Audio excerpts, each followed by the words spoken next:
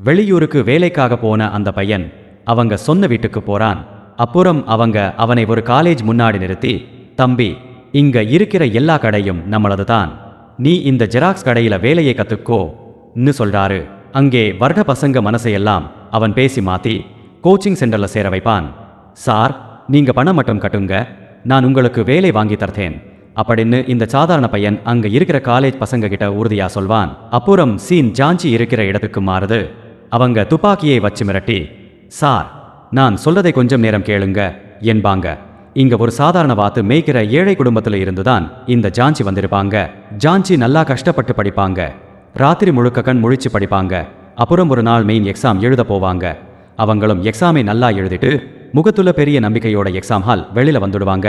அங்க ஒரு பொண்ணு போன்ல, நான் பணம் கட்டிட்டேன், என்னை பாஸ் பண்ணி விட்டுடுங்க நீ யார்கிட்டயோ பேசிட்டு இருப்பா. இதை கேட்ட ஜான்சி, என்னடி பண்ணிட்ட அப்படின்னு சண்டை போடுவாங்க. அப்புறம் அவங்க 2 பேரையும் ஸ்டேஷனுக்கு கூட்டிட்டு போவாங்க.